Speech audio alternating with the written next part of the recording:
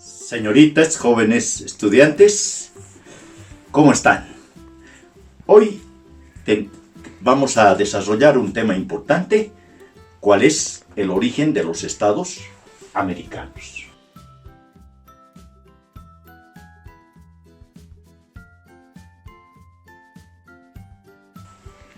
Pero antes tenemos que informarnos sobre la aparición del hombre en América. Y para esto tenemos dos teorías. Una es la teoría inmigracionista y la otra es la teoría autóctona. La teoría inmigracionista nos dice, nos señala que el génesis del hombre americano está en el mundo antiguo, en Asia, en Siberia. Y la teoría autóctona nos indica que el origen del hombre americano está en estas tierras, en estas latitudes. Cada una de esas teorías tiene sus respectivos representantes que sostienen esta teoría. Por ejemplo, en la teoría inmigracionista tenemos a Alex Hardilac. ¿Qué nos dice, qué nos señala Alex Hardilac? Alex Hardilac nos señala lo siguiente, nos dice que el hombre americano viene del continente asiático, de Siberia, ha tenido que cruzar el estrecho de Bering, llegar por Alaska, por Norteamérica y llegar hasta la parte sur, trayendo un solo tipo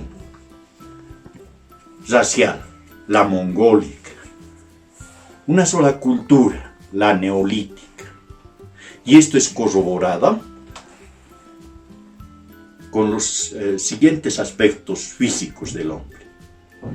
El hombre americano tiene una piel casi amarilla, nariz robusta, pómulos sobresalientes, estatura mediana.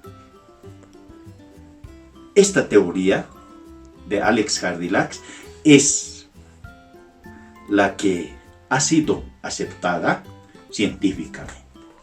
La otra teoría es de Paul Rivet. Paul Rivet nos señala, nos indica que el origen del hombre americano está en Polinesia. A partir de las islas de Polinesia, el hombre se ha trasladado en pequeñas embarcaciones hasta la parte meridional de Sudamérica. Luego algunos han ido hacia la parte norte y otros hacia la parte sur. Esta teoría no ha sido corroborada científicamente. Y la teoría autóctona, que habíamos indicado, que esta teoría autóctona que dice que el génesis del hombre americano está en estas latitudes. Tenemos a dos representantes que sostienen esta teoría, a Florentino Ameghino y a Emeterio Villamil de Rada. ¿Qué es lo que nos dice Florentino Ameghino? Él escribe una obra, nos dice la antigüedad del hombre americano. En esta su obra nos dice que el génesis del hombre americano está en las pampas argentinas, en Patagonia.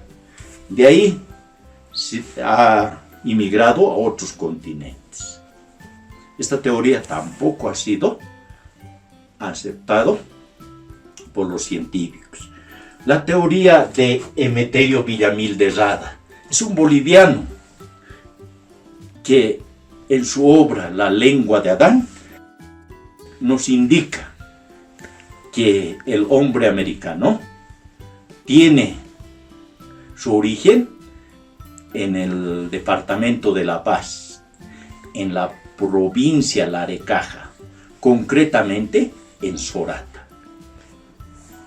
Villamil de Rada entonces indica que el paraíso del Edén está en Sorata, ¿no? Esta teoría tampoco ha sido aceptada, ¿no? Demeterio Villamil de Rada.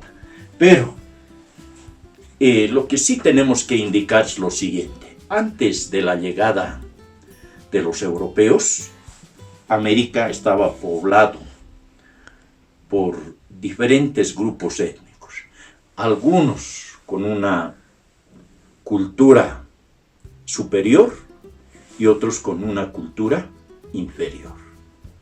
Vamos a ir mencionando qué grupos étnicos habían en América. Aquí, concretamente en Canadá, tenemos a los esquimales. Aquí en Norteamérica, en Estados Unidos, a la familia de los pieles rojas, los Sioux, los iroqueses, los dakotas. Y en México, en México tenemos a los aztecas, toda la familia de los aztecas, los chichimecas, los mixtecas, los toltecas y los zapotecas. En Guatemala y la parte sur de México tenemos los mayas. En Colombia, los chibchas.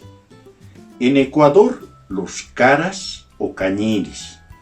En Perú, la cultura inca o quechua.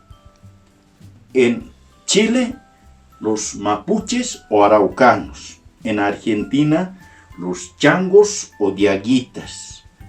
En Uruguay, los charrúas. En Paraguay y en la parte sur de Brasil, tenemos los tupis guaraníes. Y en Bolivia tenemos la cultura de los collas o aymaras. Entonces, como podemos ver, antes de la llegada de los europeos, América estaba poblado por diferentes grupos étnicos. Como les decía, algunos con una cultura bastante avanzada y otros con una cultura inferior. Ahora, aquí tenemos, dice, el encuentro de dos mundos. Nuestra historia tradicional dice el primero que llegó fueron los españoles con Cristóbal Colón. Pero antes de ellos, los vikingos, los normandos, por el año 982, ya llegaron hasta Islandia. Luego a Groenlandia con su jefe Eric el Rojo. Posteriormente a Eric el Rojo, su hijo, llega hasta la península del Labrador, ¿ya? Hasta el actual estado de Massachusetts. Entonces fueron los normandos, ya en el siglo X, quienes llegaron a estas tierras. Cristóbal Colón, Carvajal y Cañoto llega a estas tierras el año 1492.